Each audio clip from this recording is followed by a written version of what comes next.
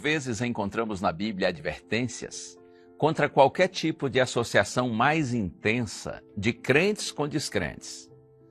Tipo de associação que possa colocar os cristãos em situações nas quais seja difícil ou até impossível evitar fazer concessões espirituais. Esse tipo de associação desaconselhada, na palavra de Deus, é chamada de jugo desigual. Sobre isso, eu gostaria de falar um pouquinho com você agora, claro, como sempre, com muito carinho e muito respeito. O texto bíblico está na segunda carta de Paulo aos Coríntios, capítulo 6, leia os versos 14 a 16.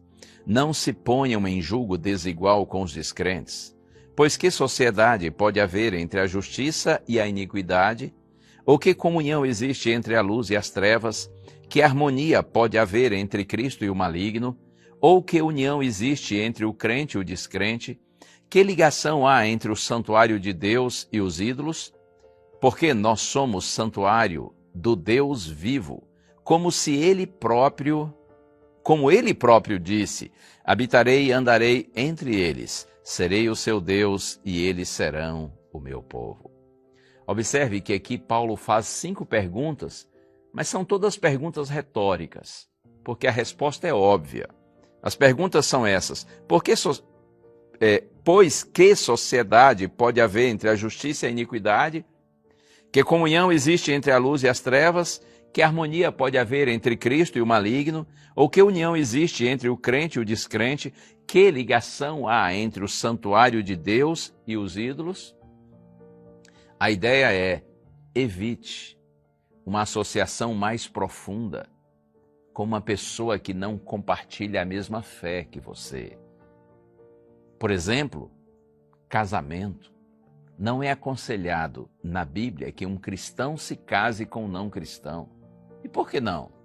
A ideia de que a pessoa cristã é boa, correta, digna, enquanto que todo aquele que não crê em Deus é uma pessoa ruim,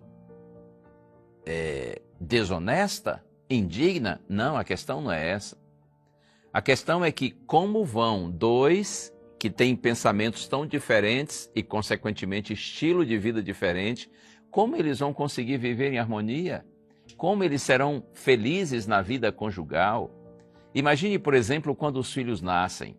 Um é um cristão dedicado, gosta de ir à igreja, estudar a Bíblia, orar, e segue os valores e princípios cristãos, enquanto que o outro não tem o hábito de ler a Bíblia, de orar, de ir à igreja e não vê importância nisso. E também tem o seu próprio estilo de vida, muitas vezes desconectado ao ensino cristão.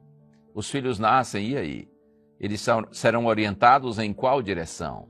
Acredite, normalmente a experiência mostra que quando um cônjuge é cristão e outro não, os filhos tendem a seguir a direção do não cristão.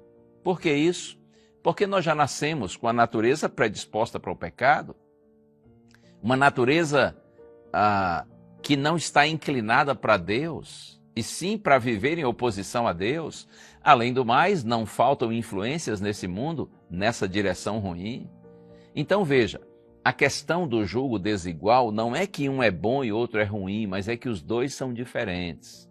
E sendo diferentes, eles terão dificuldades nessa associação, nessa intimidade. Além do fato, como já disse, de muitas vezes o não cristão ter um poder de influência maior. Porque, como disse, nós temos já uma natureza predisposta ao pecado e não faltam influências no mundo nessa direção. E você me dirá: pastor, mas se eu já estou casado ou casada com uma pessoa que não é convertida, não professa a mesma fé que eu tenho, o que eu faço agora? Vou abandoná-la, vou deixá-la? Lógico que não, pelo contrário.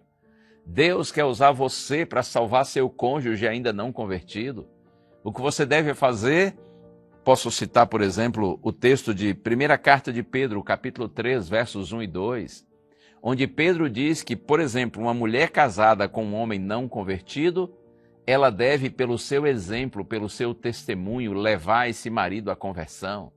É claro, ela vai fazer o seu melhor, mas não significa que vai obrigá-lo a se converter, porque essa é uma decisão individual, essa é uma decisão pessoal.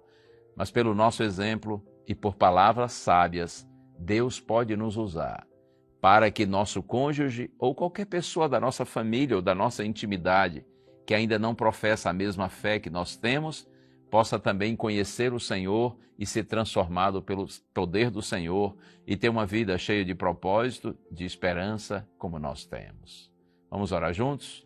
Pai querido, peço-te por todos que estão orando comigo agora, Senhor, sobretudo aqueles que talvez vivam uma experiência de julgo desigual no próprio casamento, que eles tenham a sabedoria do Senhor para continuar amando, respeitando, tratando bem o cônjuge, e que pelo exemplo e palavras desse teu filhinho, dessa tua filhinha, Senhor, eles tenham a alegria de ver o cônjuge sendo convertido e rendendo-se a ti. Nós oramos com gratidão em Jesus. Amém.